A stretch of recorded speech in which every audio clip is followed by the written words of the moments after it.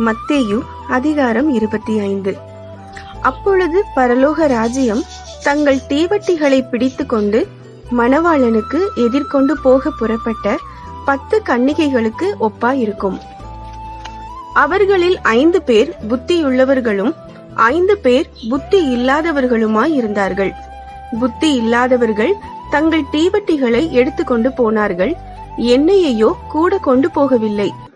புத்தியுள்ளவர்கள் தங்கள் தீவட்டிகளோடும் கூட தங்கள் பாத்திரங்களில் எண்ணெயையும் கொண்டு போனார்கள்.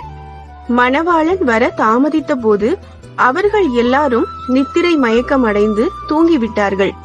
நடுராத்திரியிலே இதோ மணவாளன் வருகிறார், அவருக்கு எதிர்கொண்டு போக புறப்படுங்கள் என்கிற சத்தம் உண்டாயிற்று.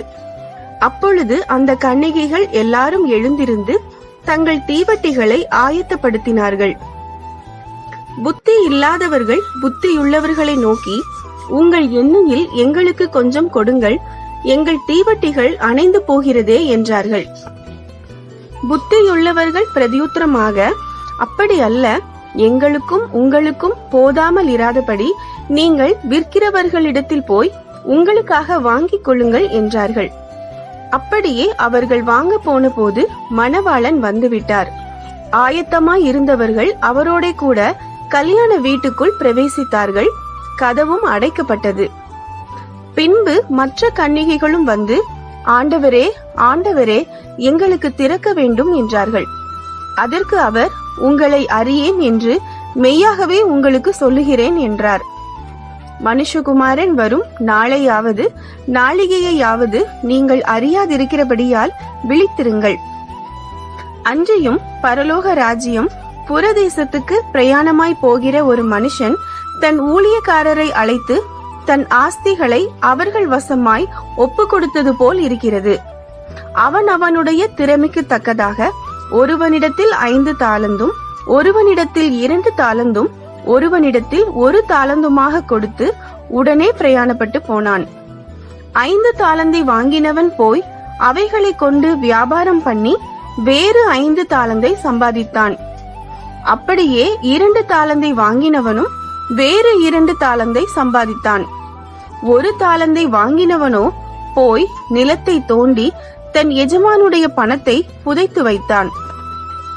வெகு காலமான பின்பு அந்த ஊழியக்காரருடைய எஜமான் திரும்பி வந்து அவர்களிடத்தில் கணக்கு கேட்டான். அப்பொழுது 5 தாலந்தை வாங்கினவன் வேறு 5 தாலந்தை கொண்டு வந்து, ஆண்டவனே, 5 தாலந்தை என்னிடத்தில் ஒப்புவித்தீரே, அவைகளை கொண்டு இதோ வேறு 5 தாலந்தை சம்பாதித்தேன் என்றான். அவனுடைய எஜமான் அவனை நோக்கி, நல்லது, உத்தமமும் உண்மையும் உள்ள ஊழியக்காரனே, கொஞ்சத்திலே உண்மையாயிருந்தாய், அநேகத்தின் மேல் உன்னை அதிகாரியாக வைப்பேன், உன் எஜமானுடைய சந்தோஷத்திற்குள் பிரவேசி என்றான். 2 தாலந்தை வாங்கினவனும் வந்து, ஆண்டவனே, 2 தாலந்தை என்னிடத்தில் ஒப்புவித்தீரே, அவைகளை கொண்டு இதோ வேறு 2 தாலந்தை சம்பாதித்தேன் என்றான். அவனுடைய எஜமான் அவனை நோக்கி, நல்லது, உத்தமமும் உண்மையும் உள்ள ஊழியக்காரனே, கொஞ்சத்திலே உண்மையாயிருந்தாய், அநேகத்தின் மேல் உன்னை அதிகாரியாக வைப்பேன், உன் எஜமானுடைய சந்தோஷத்திற்குள் பிரவேசி என்றான். 1 தாலந்தை வாங்கினவன் வந்து, ஆண்டவனே, நீர் விதைக்காத இடத்தில் அறுக்கிறவரும் தெளிக்காத இடத்தில் சேர்க்கிறவருமான கடினமுள்ள மனுஷன் என்று அறிவேன். ஆகையால் நான் பயந்து போய் உமது தாலந்தை நிலத்தில் புதைத்து வைத்தேன், இதோ உம்முடையதை வாங்கிக் கொள்ளும் என்றான். அவனுடைய எஜமான் பிரதியுத்தரமாக, பொல்லாதவனும் சோமனுமான ஊழியக்காரனே, நான் விதைக்காத இடத்தில் அறுக்கிறவன் என்றும் தெளிக்காத இடத்தில் சேர்க்கிறவன் என்றும் அறிந்திருந்தாயே. அப்படியானால் நீ என் பணத்தை காசுக்காரர் வசத்தில் போட்டு வைக்க வேண்டியதாய் இருந்தது. அப்பொழுது நான் வந்து என்னுடையதை வட்டியோடே வாங்கிக் கொள்வேனே என்று சொல்லி அவனிடத்தில் இருக்கிற தாலந்தை எடுத்து 10 தாலந்துள்ளவனுக்கு கொடுங்கள். உள்ளவன் எவனோ அவனுக்கு கொடுக்கப்படும், பரிபூரணமும் அடைவான். இல்லாதவனிடத்தில் இருந்து உள்ளதும் எடுத்துக்கொள்ளப்படும். பிரயோஜனமற்ற ஊழியக்காரனாகிய இவனை புறம்பான இருளிலே தள்ளி போடுங்கள், அங்கே அழுகையும் பற்கடிப்பும் உண்டாயிருக்கும் என்றான். அன்றியும் மனுஷகுமாரன் தமது மகிமை பொருந்தினவராய் சகல பரிசுத்த தூதரோடும் கூட வரும்போது தமது மகிமையுள்ள சிங்காசனத்தின் மேல் வீற்றிருப்பார். அப்பொழுது சகல ஜனங்களும் அவருக்கு முன்பாக சேர்க்கப்படுவார்கள். மேய்ப்பனானவன் செம்மறி ஆடுகளையும் வெள்ளாடுகளையும் வெவ்வேறாக பிரிக்கிறது போல அவர்களை அவர் பிரித்து செம்மறி ஆடுகளை தமது வலது பக்கத்திலும் வெள்ளாடுகளை தமது இடது பக்கத்திலும் நிறுத்துவார். அப்பொழுது ராஜா தமது வலது பக்கத்தில் நிற்பவர்களை பார்த்து, வாருங்கள், என் பிதாவினால் ஆசீர்வதிக்கப்பட்டவர்களே, உலகம் உண்டானது முதல் உங்களுக்காக ஆயத்தம் பண்ணப்பட்டிருக்கிற ராஜ்யத்தை சுதந்திரித்துக் கொள்ளுங்கள். பசியாயிருந்தேன், எனக்கு போஜனம் கொடுத்தீர்கள். தாகமாயிருந்தேன், என் தாகத்தை தீர்த்தீர்கள். அந்நியனாயிருந்தேன், என்னை சேர்த்து கொண்டீர்கள். வஸ்திரம் இல்லாதிருந்தேன், எனக்கு வஸ்திரம் கொடுத்தீர்கள். வியாதியாயிருந்தேன், என்னை விசாரிக்க வந்தீர்கள். காவலில் இருந்தேன், என்னை பார்க்க வந்தீர்கள் என்பார். அப்பொழுது நீதிமான்கள் அவருக்கு பிரதியுத்தரமாக, ஆண்டவரே, நாங்கள் எப்பொழுது உம்மை பசியுள்ளவராக கண்டு உமக்கு போஜனம் கொடுத்தோம்? எப்பொழுது உம்மை தாகமுள்ளவராக கண்டு உம்முடைய தாகத்தை தீர்த்தோம்? எப்பொழுது உம்மை அந்நியராக கண்டு உம்மை சேர்த்து கொண்டோம்? எப்பொழுது உம்மை வஸ்திரமில்லாதவராக கண்டு உமக்கு வஸ்திரம் கொடுத்தோம்?